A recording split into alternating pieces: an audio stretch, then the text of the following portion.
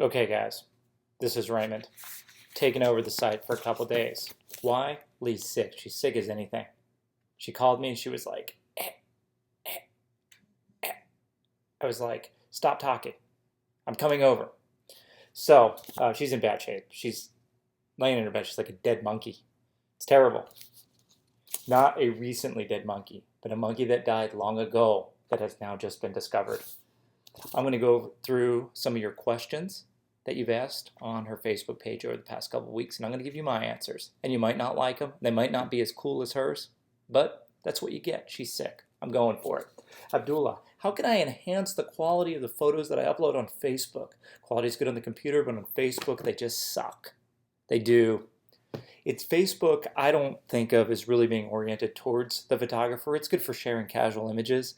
What would be interesting to do would, if you're concerned about quality, most people are looking on Facebook for, casual sharing of images. There's no one probably looking as closely on Facebook at your pictures and the detail as maybe you. But still, if it's important to you, it's important to me. What I would do is post them and then also post a link to maybe your Flickr gallery, or if you're using Zenfolio, Squarespace, or something like that, a link to a site that caters more towards the overall quality of your image while still giving them the appearance of the image on Facebook. Now, most people maybe aren't going to click the link, but maybe they're also not looking in detail at the picture to really see the fine shades of detail. So there is a high quality option when you upload a picture to Facebook, but it doesn't make too much of a difference, at least not to me. Number two, Stephen, are you single? You did say any topic. Hey, Stephen, I am single, but I don't think you're my type. Again, I'm answering these as me. Let's see here. Mazin, sorry, I don't do names. Well, which camera is best for photography, or what about Apple iPod Touch 5? There's no one best camera. People say that the best camera is the one in your hand. I do not. I say the best camera is the one that jumps into your hand, that you can't get out of your hand. Seems like it might be the same, but it's a little bit different. The one that is in your hand might be the one that you felt you had to pick up. The best camera is the one that you're comfortable having in your hand. Adam, ooh, this is a good one. Should I FX or not to FX? I just purchased my Nikon D7100 and actually quite impressed. Well, it's an impressive camera.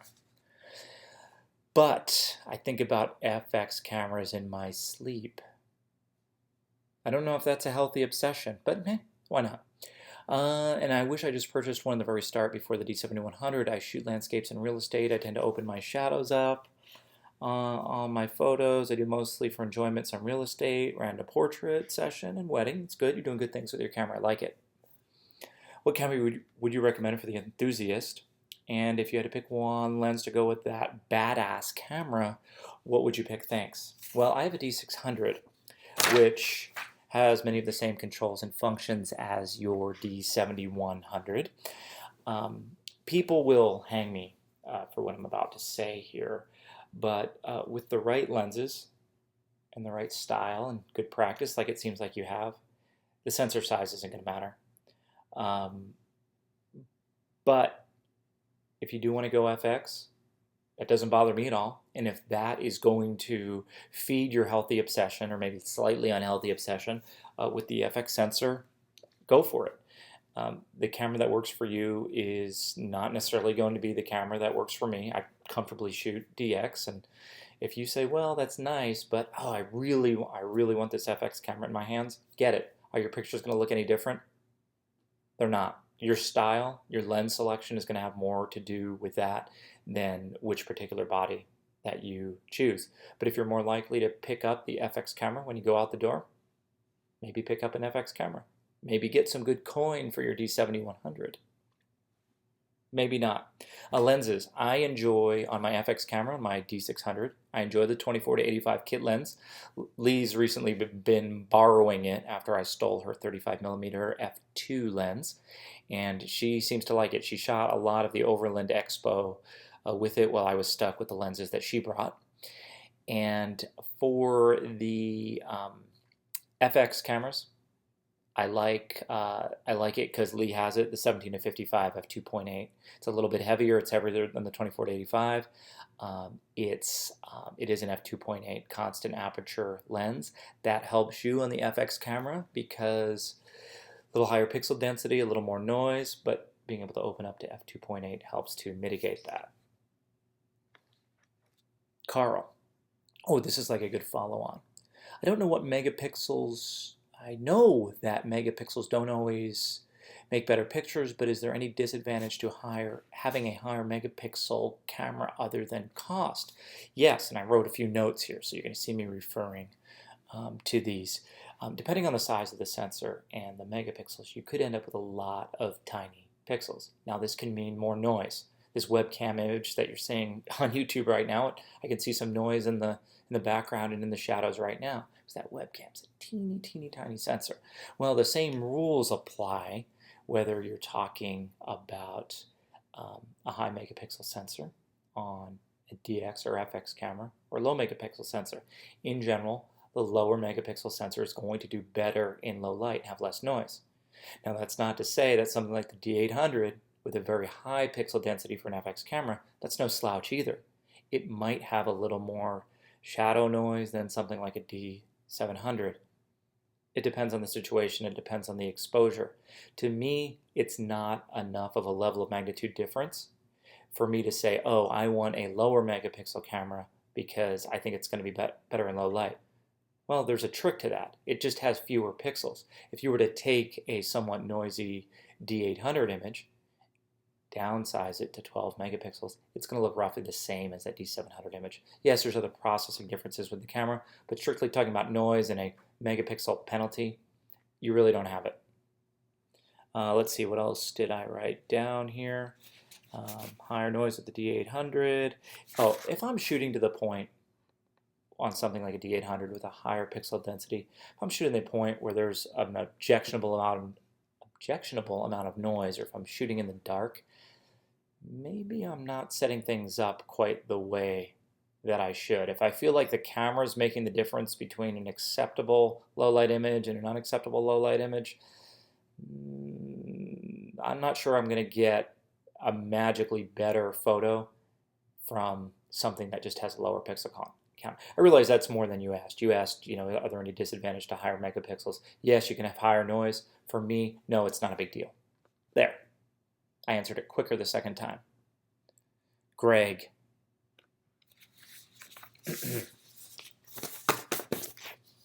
Since you touched on sports photography, maybe a slightly more in-depth tutorial. It's been a long day. On autofocus modes, what are the advantages, disadvantages of each? What type of sport shooting is best from each? The basics and options of focus tracking, depth of field, and face detection, and maybe some overall best practices. Again, trying to keep this at the beginner intermediate level for your peeps. It would be helpful because when I started, I had to be a MacGyver, trying to figure out what all the widgets do, how they are interrelated, all that complexity, while at the same time trying to come up with my own individual shooting style. I'm having so much trouble reading this because I don't even know how to use the printer. Look how I have the blank lines and something like that. I don't know what I did. Leigh prints fine every time. I'm an idiot. At any rate, a tutorial from you may help one better understand how their camera can work for sports. I'm going to skip a couple sentences here. Close up, something about intern boy. I don't know what's going on here, Greg. Listen, I'm going to give it to you straight, Greg. You're asking for a lot of things. And if you want that, you're going to have to help. I don't care if you show up, if we show up there, or we do it on Skype or something like that. But if we're making that video, it's with you, pal. Get ready. Ken, if you can't afford all these new cameras, should you try to get more money for them or stop and try to get a new lease on life using the old one and get even more than you have out of it in new ways? Well, let me tell you something. I've been shooting with a D50 all week, and that was talked about why in the VIP show last week. If you're members, you know what I'm talking about. If you're not members, join immediately. My shots look the same as my D600. Now, I'm either a bad photographer and can't wield a D600 any better than a D50, or what it means is the differences between the cameras, even 10 years apart, are more subtle and less significant than my technique. In most circumstances, I wrote something profound here.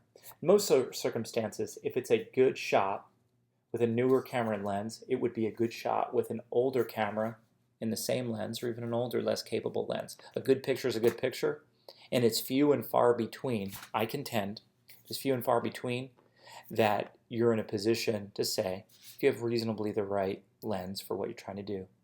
It'd be tough to say, oh, if only I had brought that newer camera with that slightly newer lens, would I then have saved the day and gotten the shot? If you're good, if you're well practiced, you're going to be able to pick up any camera. The right lens I would put as of higher importance and come away with something very good. Now, a D50 to D600 is an extreme example. That's kind of why we're putting this thought to the test. What am I compromising by going with a 10-year-old entry-level body compared to, an upper-mid FX body today? More on this in a couple minutes, by the way. Jonathan says, I'm going to EAA Air Venture fly-in 2 weekends. Maybe Jonathan's a pilot, I don't know. Saturday, the Thunderbirds fly. Very good. Local camera shop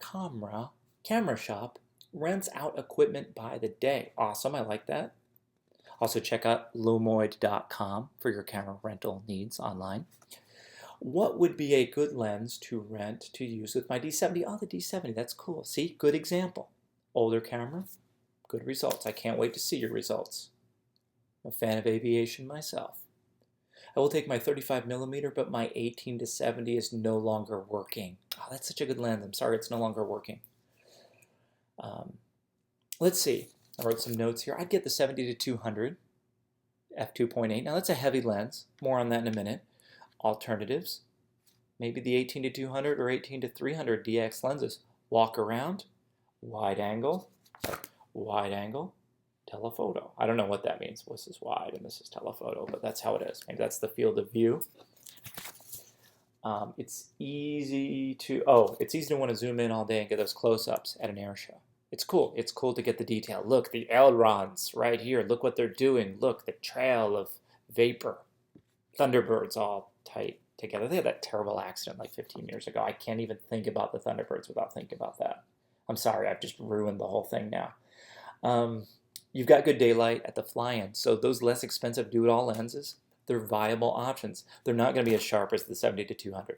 So, for me, I'd walk around with 35. I'd get the atmosphere, the ambiance of the event.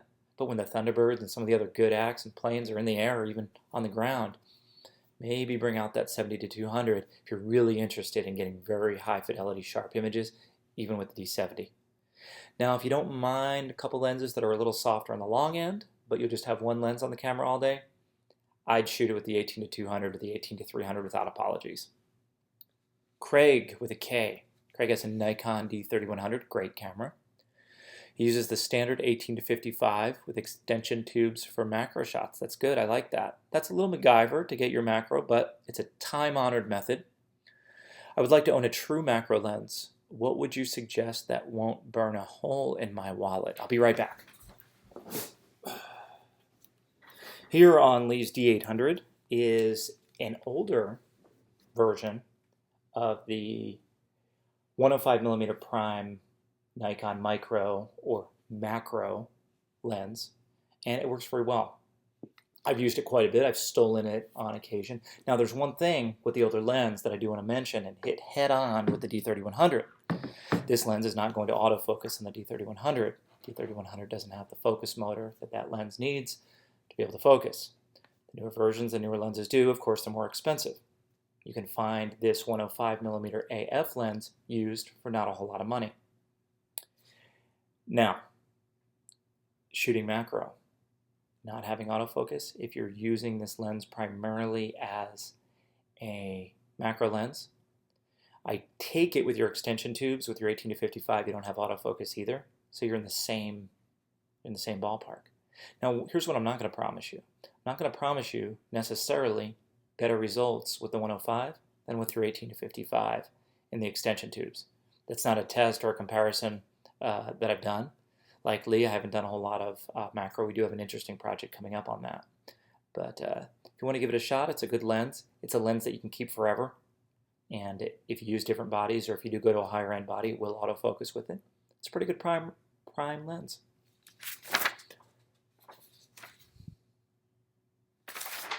Neil, what's the best way of getting out of a creativity black hole and get inspired to shoot again? I wish I had a one-size-fits-all answer. I've certainly struggled with this myself.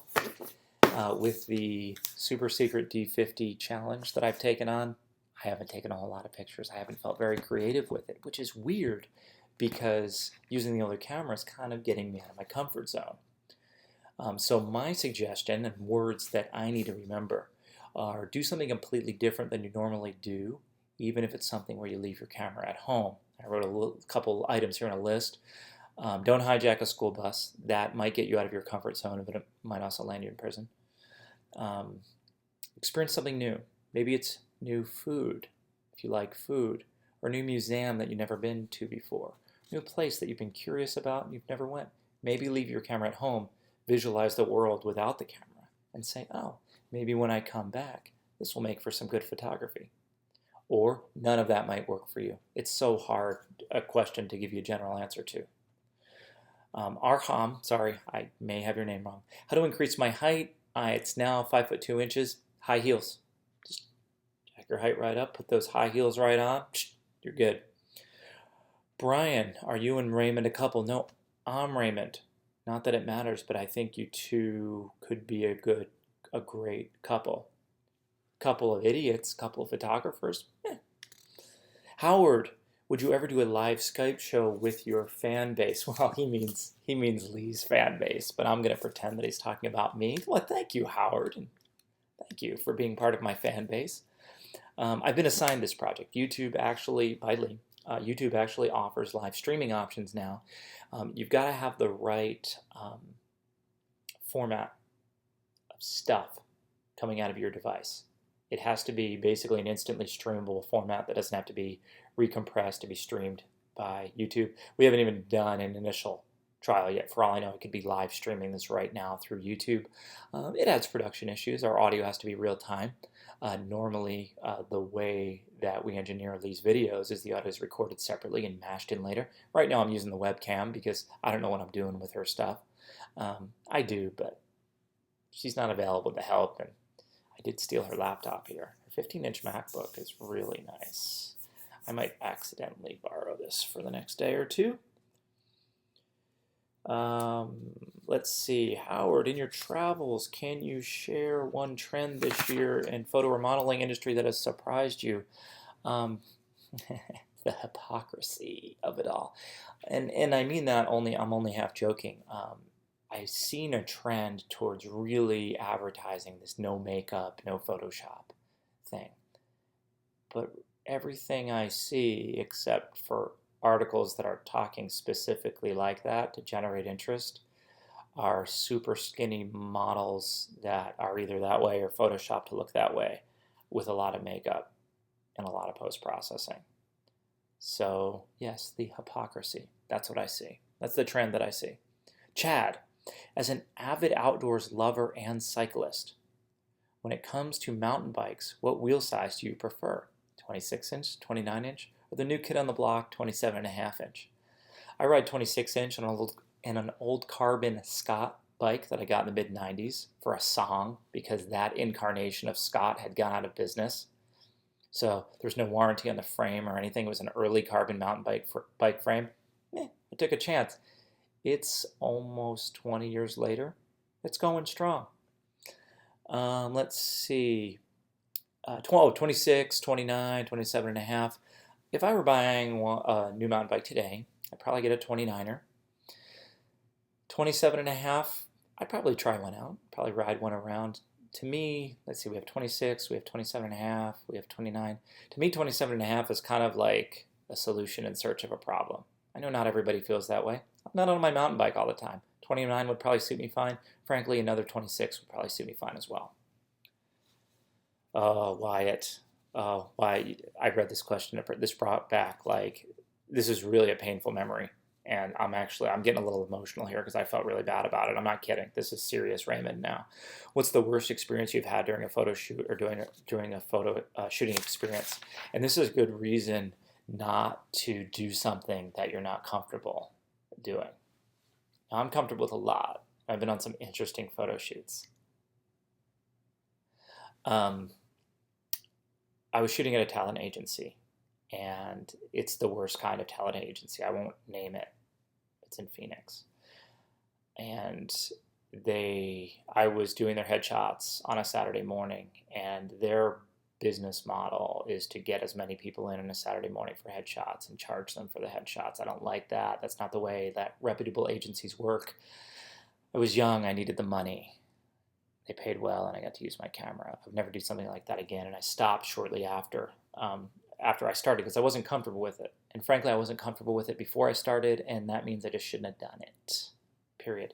Short-term gain did not lead to long-term satisfaction. Well, here's what happened. I was shooting with an early Rebel camera. This was like 10 years ago. So I had my little Rebel, I had a couple other bodies as well. Brought the Rebel out on this particular day. It had the really small, old school, first, second generation digital, tiny LCD screen. So I really couldn't see a lot of what was going on. And I had like 60 people coming in like 2 or 3 hours. I wasn't even looking at the people when they were coming in. I was literally taking a picture and looking at the LCD screen, barely introducing myself before ushering them out of the room and bringing the next person in. Actually, somebody else was like ushering them in and out. It was stupid. They're probably still doing it, and it's still stupid. Oh God, I have it now. Well, this woman came in, and I took her picture. Literally, I had not looked up for her. She sat down and still had the strobes all set up, and I'm firing away. And I looked down at the LCD screen. Holy crap, this woman's gorgeous. Absolutely gorgeous. She has this beautiful skin. She's wearing a low-cut top. Love it. Here, let me simulate. Okay, no. She's wearing a... That looks weird now. She was wearing a low-cut top. And she had beautiful, it's kind of shortish blonde hair, and she had this beautiful skin. And the tone on the LCD screen was absolutely beautiful on her skin. And I didn't look up. I was still looking at the camera. I said, "You have the most beautiful skin." She probably thought I was trying to like take her away or something like that. I didn't care at this point. I just wanted these pictures done. I said, "You have the most beautiful skin." I was inspired by what I saw on the LCD screen. And I looked up because she just sat there. She didn't say anything. I looked up. Her face was really nice. She was wearing like 3 tons of makeup, but her skin, her body skin was terrible. I don't mean like terrible. I mean like damaged, like medical ailment, like not call 911. I mean, skin like peeling, falling off. I don't know. Too much time in the sun, something. And I stood there as the words had just finished coming out of my mouth, and I looked up. I was like this, like, and she was like, and I was like, "Okay, the agency will be in touch with you. Thank you very much for your time today." And she slowly walked out of the room. And I was dumb for taking a job that I wasn't comfortable with, which I forced myself by virtue of taking this job to work too fast, and I hurt somebody's feelings. And it was a good lesson, and it was a good reminder that if it doesn't feel right, don't do it, because then stupid things like that are going to happen. And she walked away with a bad experience, and I walked away with a bad experience. So who won? I don't know. Maybe me, because I got paid. Blah, blah, blah. Did you ever clean your lens with your shirt? Sure. To use clear filters to avoid damaging your lenses? Yeah, sometimes. Lee's got a stack of 77mm lenses in there. Some are like $2, some are like $100. I wouldn't worry about a dirty lens in the field unless it's actually damaging your photos in the field. Sensor dust, or a dirty lens in the field that's not causing problems. Don't turn a small problem into a bigger problem by trying to do something that's really not affecting your images or something you can't fix later on.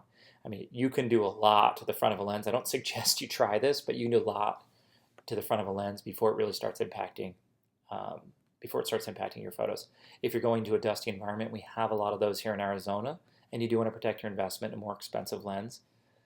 Some people say don't put a cheap filter on expensive lens. I'll say, well, maybe sometimes don't worry about a fractional bit of image quality change in order to protect the front element of your lens. If you're hiking around cactuses, trees, if you might fall down a deep chasm, maybe a little filter on your lens. It's a personal decision. In terms of products to clean your lenses, I don't have any reason to talk about different vendors and their solutions to everybody. I don't have any endorsements in that regard. If you are looking for some individual advice, I also hate giving widespread advice like that, because then someone's going to get that product and have a bad experience, and then, you know, Raymond's the idiot who gave you bad experience. That's the other reason why you won't hear Leigh and I talk about sensor cleaning and techniques and products for sensor cleaning, because someone's going to mess up their sensor and then it's my fault and whatever. I clean my own sensors. Except for my D600, I sent that in and they replaced all that stuff that they changed out on the D600s. That was after, actually, I did clean my sensor and it was clean, and I sent it in and they changed out the stuff. Why not?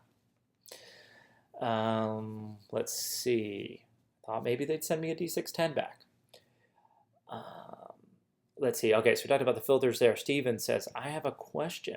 What's a good and also affordable waterproof housing for DSLR for underwater photography? Leigh has a video. Put the link up on the screen here. It's a bag. It's a flexible case. It's not a hard case. That means it doesn't have its own buttons. You push on the bag, and you also have to be prepared for water pressure changes as you go lower and lower, depending on how much air you've left in the bag and ballast in the bag. You got to practice with it a few times, especially if you're going to be going down more than a few feet. The hard cases are much more easier to use. They have their own buttons. They're designed for your particular make and model of camera. They're very expensive, and if you upgrade cameras, you've got to upgrade your underwater case. If you have the bag type arrangement in that linked video, you could take your D3100, put it in there, and then you buy a D800, and you can put your D800 in there. You can use either one of them underwater. It's tougher to control the camera. So, pros and cons. Let's see, Ivan, Sony 11-18 4.5 lens versus a Tokina 11-16 2.8 for night photos, stars, Milky Way, etc. I'd recommend not worrying about the aperture difference between the two lenses. I'd shoot them both at f8 to avoid coma and other aberrations that you might get, chromatic aberration. That's going to be minimized at narrower apertures. I'd start at f8, maybe experiment a little bit. It's fun to experiment. Astrophotography, go out at night. If it's cold, bundle up. Try a few different apertures. I'd start f8, and I might go a little narrower from there if I'm not getting quite what I expect at f8. So back to the actual question. Between the two lenses, I wouldn't be shooting at their widest available aperture anyway, so personally it wouldn't be a big deal to me. John, what's your favorite non-photography pastime, event, or thing to do in the Phoenix area? Surely you meant this for Leigh, but I'm going to answer it for me. I think Leigh would agree with me. Hiking and running in the mountains, not quite as much in the summer. But one thing that's nice about Phoenix is it's not just sand and sand dunes like I used to think it was before I moved out here. There's a lot of cool mountains and different terrain that you can take advantage of in the cooler temperatures. Or if you get up really, really early in the morning, it's not quite so blistering hot during the summer. Oh, Paul, this is a good question. Paul's starting a photography class in the fall at a local school. He's had his eye on a Canon 6D. Leigh and I reviewed the 6D a few weeks ago. It performed quite admirably. Plan on dealing with portraits, senior portraits, school sports mainly. Your opinion after your hands-on review, is the 6D a good camera for what you've planned? Of course it is. Yes, it is. It is. It's great. It's a great camera. Canon wouldn't put it to market these days. Gone are the days of like bad DSLRs that hit the market that like are a mistake as soon as they're launched. That early generation where like the Nikon D1 like required 2 different types of batteries and stuff to be able to operate. People are still using them today, so who am I to say that it's not so good? The camera body itself is overkill. That's not a bad thing. If you're going to enjoy using the 6D, get it. You could use a Rebel T4i, T5i, probably get very similar results. This goes back to one of the questions from earlier. The 6D is what's going to get you excited about taking pictures. If you tried out some of the options, get the 6D. Get a good set of lenses for the things that you want to do. So that's what this question really comes down to. And if you're doing portraits, a good portrait lens, not necessarily a variable aperture zoom lens that isn't going to give you the bokeh or out of focus highlights that that you're looking for. For a daytime sports lens, you might be able to take some more liberties. So I would think more about your assortment of lenses. If you're set on the 6D, get the 6D and then think about lenses. If you're not set on the 6D and you want to save a little money on the body, maybe go for something a little closer to entry level and a little more money to spend on lenses. Kevin feels too many girls these days throw themselves into dangerous situations with modeling for any photographer. See, I think not enough girls do that. I'm just kidding. That was completely inappropriate. You know what? I stand by it. No, I don't. When you model, what do you look for in a photographer to earn your trust, make you feel comfortable, and want to work with the photographer? Let's see. I'm not really a model, although I should be. My recommendation to Leigh, and she follows these recommendations before I ever made them to her, is communication beforehand. If you're not comfortable in a situation, don't put yourself in the situation. Just like me earlier and that modeling agency. A model, similarly, in that case I was the photographer, a model similarly, even if she thinks she's just being paranoid, fine. Don't go into the situation, even if you think it's just you being paranoid. Some tips that Leigh wrote for me here that she keeps in mind. She tends not to model for people she doesn't know. She's developed a strong network over the years. On the other hand, that's like saying, well, you have experience with something and you've always had it. No, at some point she did have to work with people that she hadn't worked with before. At one point, I was just some creep with a camera. Building relationships, meeting people in public places. Public is good. Help! Photographers attacking me. I don't mean to make light of this. Obviously, this is a serious issue and concern, and something that people should think about. I've worked with models where they've invited me to their house. They were adult age, but all right, let's not go into that. People took me to their house, invited me to their house to take pictures when nobody else was home. Young, small, female. Hey, I have the best of intentions, I promise, but they don't know that. And that actually makes me a little uncomfortable. And there was one model, I stood there at the front door. I'm like, now, is there anybody else home? And she said, no. I'm like, could you have someone else be home? Because I was uncomfortable being in the situation. Maybe I could be accused of something that I didn't do, but it would be my word, creepy photographer guy, against somebody else's word. We worked outside for a while. I was like, hey, I'm not going to come in the house. Can I come around the side of the house?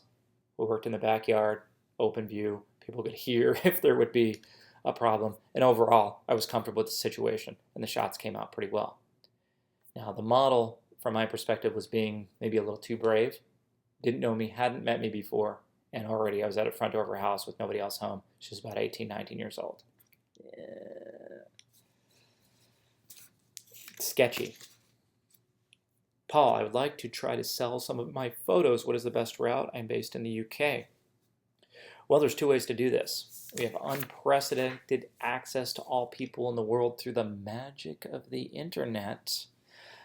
Building your own site. Leigh and I both like Zenfolio. It works very well both to demonstrate and to sell your work online. Plug for Leigh's Zenfolio page. Cool pictures out there. Some new ones to put up there too, Leigh, if you're watching this. I don't even know if she'll watch this. And you know what? There's no substitute either for going out and pounding the pavement, getting your work up in areas where people will display it. That can be coffee shops, new restaurants. They want to decorate and customize your work. Customize the work that you bring to suit the theme of the restaurant and the answer, or whatever public place it might be, place accessible to the public. The answer might be like, wow, this is incredible. We'd like some of these. We'd not only like to display them, but we'd like them as part of a permanent collection. And I know in situations where I've worked in publicly accessible places like that, I'd go out of my way for someone who pounded the pavement to get their work in front of other people. I find a reason, an excuse, or a method to get your work up. Now, I might be an exception because I'm a photographer. Sometimes I even think of myself as an artist, but I'm not the only one. There's people like that out there who go to bat for you. Maybe they own 3 restaurants. Maybe they know a guy who knows a guy who has a gallery, who has this. Going out and making those personal connections, incredible things can happen. You won't know unless you go out and do it. Eric, what's your favorite camera and why? For me, there's no one favorite. When I was less of an experienced photographer, I did have my pet camera or 2 that, oh, this is my favorite. The more that I've developed my vision, the more the cameras kind of disappeared from the equation. I'm equally comfortable shooting that old D50 I've been shooting with for a week than my D600 or any of the other cameras, or even this Rebel T4i that we have around here somewhere. Oh God, it's a Canon, it's all different. Those differences kind of, for me, they melt out of the way when I'm in command of the situation that I'm trying to photograph and I'm composing the way that I want to. Then I'm using terms that aren't specific to an individual camera. I'm using terms like aperture and making adjustments that are available on any DSLR. And as long as I'm experienced and have a basic understanding of the camera, like with the DF a week or 2 ago, I picked it up, I knew the camera right away. Why? Because it was well labeled. That was it. I was using the techniques that I usually use, even though it's a user interface, a tangible user interface that's dissimilar from the other cameras that I've been using for years. Dave, here's one you might be able to test better than myself. I keep hearing that full frame is better for the depth of field in bokeh than a crop sensor. I'm confused as to how a full frame sensor can have better depth of field in bokeh when it's the lenses, not the sensor, that affects depth of field in bokeh. In my mind, it just can't happen. But if I don't have easy access to a full frame, I don't have easy access to a full frame camera to compare. Actually, you're right. It's not the sensor itself. It's what you do because of the difference in the sensor to get the same shot that you would get with the other sensor. What am I babbling about? What I'm saying is full frame camera, 50mm lens, you take the picture. Okay, take the crop frame camera, put the same 50mm lens on, stand the same distance away, you will have the same depth of field, but you'll have a cropped image. Trying to make a crop with my hands, it's not working. So what do you do with the crop camera to get the image to be the same size? You do one of 2 things. You either move back or you use something like a 35mm lens instead of the 50, so that the composition through the viewfinder, and therefore then the image, looks the same with the crop sensor camera as with the full frame camera. Here's the thing, you did one of 2 things to make this picture happen with the crop sensor camera. You either move back, because when you put that 50 on the smaller sensor, everything was zoomed in. So you moved back, well, you just changed the depth of field. Or you said, well, I don't want to move back, but I'm going to put this 35 on. Well, then you change the millimeters of the lens. And for the technical reasons, the millimeters lens and the flange distance, the camera and such, you've changed the depth of field as well. There you have it.